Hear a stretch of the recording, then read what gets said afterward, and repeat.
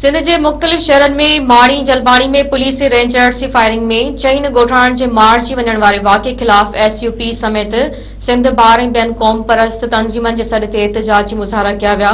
कंदकोट में SUP के मरकज़ी सॾ ते घंटा घर चौक खां प्रेस क्लब ताईं एहतजाजी रैली कढी वई, जंहिंमें SUP समेत मुख्तलिफ क़ौम परस्त पार्टियुनि जे अॻवाननि शिरकत कई।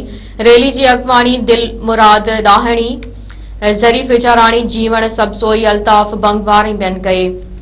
तॾहिं मोहम्मद खान में SUP जे सॾ ते माणी जलबाणी वाक़े खिलाफ सीरतुल नबी चौक खां प्रेस क्लब ताईं शाहिद नूर मेमण, इरफान लगारी, जुल्फिकार पप्पू ऐं ॿियनि जे अॻवानी में एहतजाजी रैली कढी धरणो हंयो वियो। खेरपुर में माणी जलबाणी वाक़े खिलाफ सिंध बार काउंसिल जे सॾ ते जाफ़र अली शाह, अल्ताफ मरी ऐं ॿियनि जे अॻवानी में अदालती कार्रवाइनि जो बाइकाट कयो वियो। मलीर में भी वकीलन सकरंड वाक़े खिलाफ अदालती कार्रवाइनि जो बाइकाट करे अयास चांडियो, इरशाद शर, फैज़ समो ऐं अस्मा आबलो जी अॻवानी में बार एसोसिएशन खां रैली कढी एहतजाजी मुज़ाहरो करे धरणो हंयो वियो। कोटली में सकरंड साने खिलाफ SUP कारकुननि ख़ालिद लाशारी, अब्बास चौहान, लतीफ़ भट्टी ऐं ॿियनि जी अॻवानी में कोटड़ी फाटक वटि एहतजाजी मुज़ाहरो कयो वियो। ठुल में सकरंड वाक़े खिलाफ मुख्तलिफ सियासी समाजी तंज़ीमनि तरफ़ां रहबर चौक ते एहतजाजी मुज़ाहरो करे ठुल जेकमाबाद रोड ते धरणो हंयो वियो।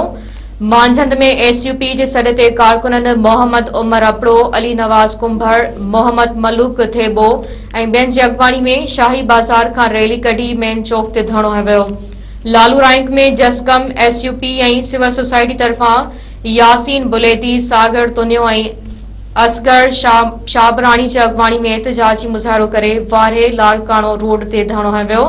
गाजी खावड़ भरिसां ॻोठ अलाह रखियो जलबाणी में माणी जलबाणी वाक़े खिलाफ मियां हरीस जलबाणी, नवीदुर रहमान जलबाणी ऐं मियां शफीकुर रहमान जी अॻवानी में एहतजाजी मुज़ाहरो कयो वियो। जाती ऐं कमाल देरे समेत ॿियनि शहरनि में भी SUP ऐं जसकम समेत ॿियनि पार्टियुनि तरफ़ां माणी जलबाणी वाक़े खिलाफ एहतजाजी मुज़ाहरा कया विया।